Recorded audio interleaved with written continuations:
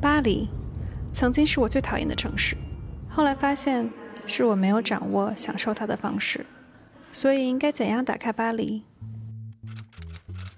第一是挑一个风和日丽的季节，踏上一双舒服的鞋，无目的的暴走，在阳光下、树荫下、夜幕下，可以慢慢散步，可以大踏步，或者干脆奔跑。只有靠双脚随走随停，才最能丈量这座城市的美。第二是找一个主题，海明威的巴黎，戈达尔的巴黎，美食家的巴黎，时装精的巴黎。巴黎从来不缺题材，但2024年的8月，全城都在为体育狂欢。即使是奥运，巴黎也特立独行，特别使用柔和的配色，中和体育竞技中过剩的阳刚之气。奥运前，社交媒体上一边倒，等着看笑话。大家怀疑法国人表现出来的散漫不羁，到底能否撑起这个需要严谨调度的盛会？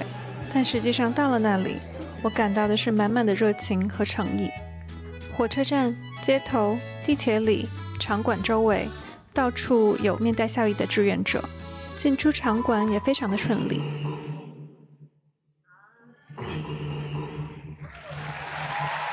在艺术体操决赛现场，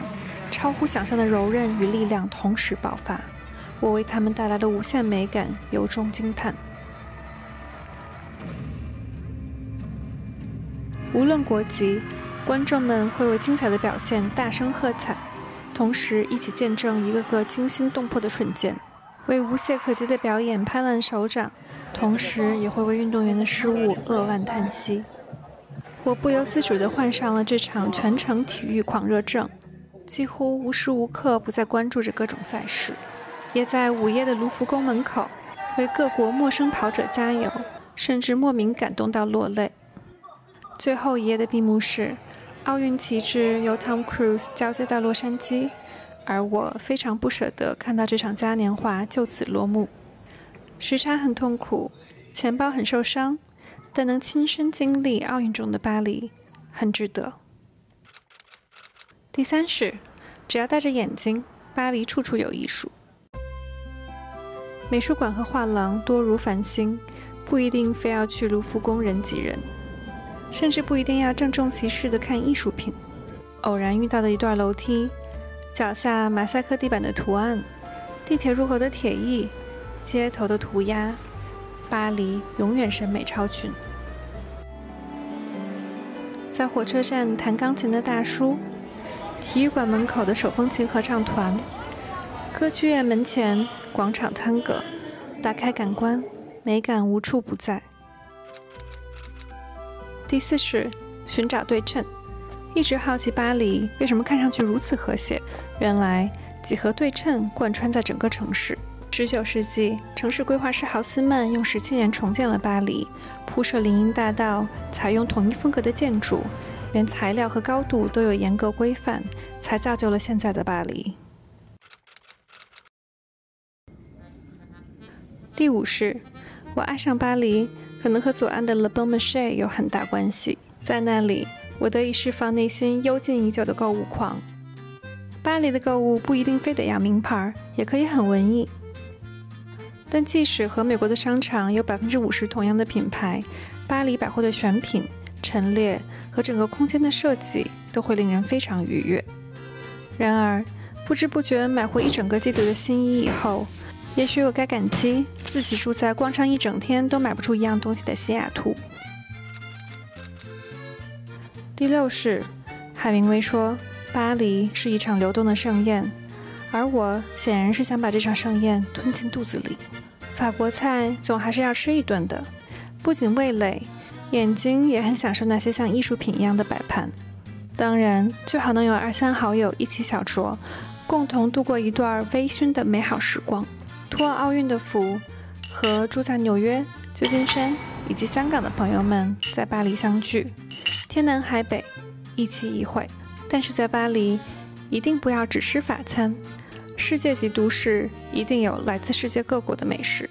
住处附近排队最长的是来自驻地市场的拉面，而我最心心念念的，除了随便哪家都好吃的面包以外，竟然是一家港式茶餐厅。第7是，在塞纳河边的林荫大道上骑车，令我感到无与伦比的自由。奥运期间，很多道路车辆限行，我们这些自行车骑兵们简直称王称霸。即使是平时，在巴黎骑车也非常安全，所有主街都有自行车道，有些甚至比机动车道还要宽。最近10年来，巴黎市政府为了缓解堵车、空气污染，还有为了鼓励居民增加活动量，从而减少健康隐患等种种原因，大力投资扩建自行车道。现在，自行车道的总长超过了1000公里。这些投资非常明智，自行车的使用率大幅上升。据2021年的统计，全市大概有15%的出行是通过自行车完成的。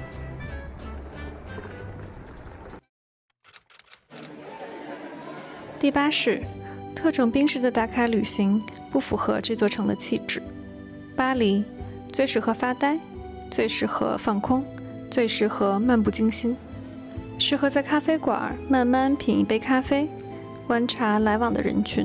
适合傍晚在小酒馆坐坐，顺便看上一场球赛；适合从马黑区走到歌剧院，在路上吃一大坨冰激凌；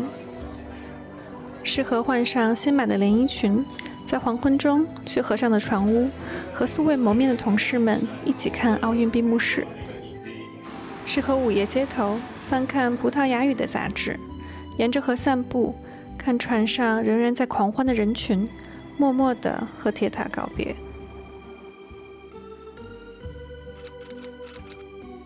第9是，假如第一次去巴黎令你失望，请再给他一次机会。巴黎的原罪在于，我们无可避免地对它期望过高。第一次去，你总忍不住排队去看蒙娜丽莎，